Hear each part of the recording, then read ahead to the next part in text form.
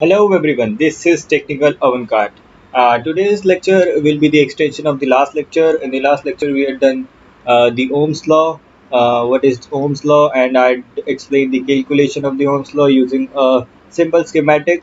And today also we will be doing the extension of the last lecture, and today we'll be doing the simulation of the same circuit I had explained in the last lecture with the calculation.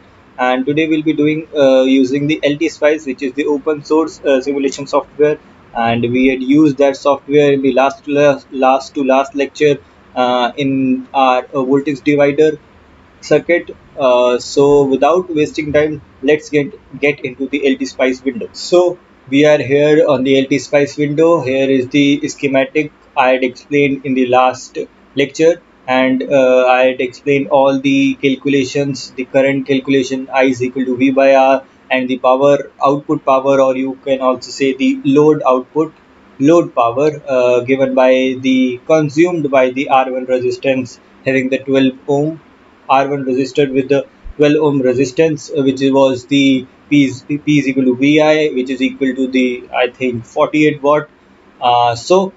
I'll be simulating this schematic. Here I'll run this schematic.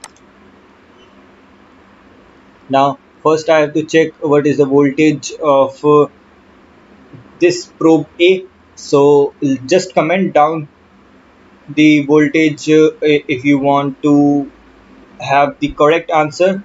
I'll be clicking on this. So just comment on this comment section, like what will be the what will be the voltage here on the probe A. I think it's the 24 volt. So I can check how many people know this is the 24 volt probe A.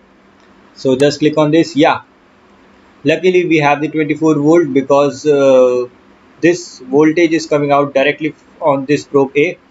And now we want to check what will be the current flowing in this schematic, like and the 24 volt voltage source, and as well as on the R1 resistor having the 12 ohm resistance.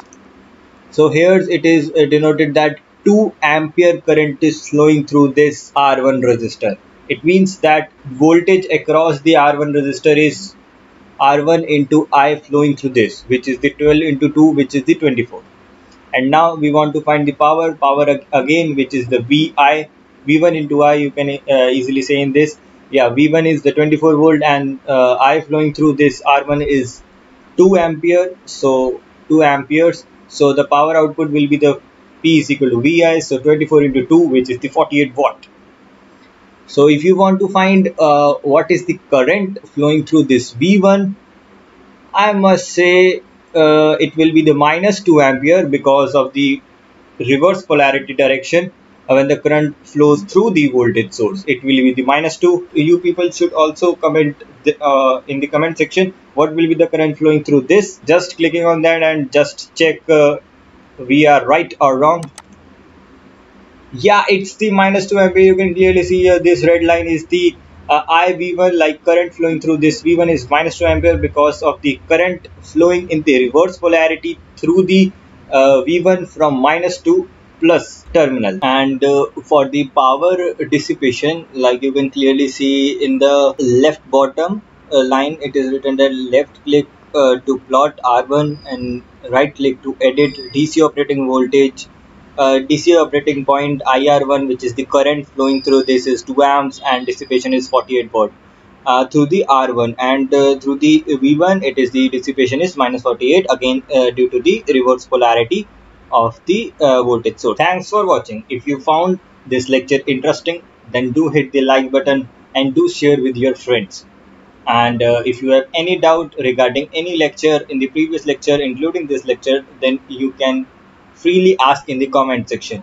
And stay tuned with the next lecture. The next lecture will be the great, interesting topic. So stay tuned with Technical Avant-Garde. Thank you. Stay safe. Stay happy.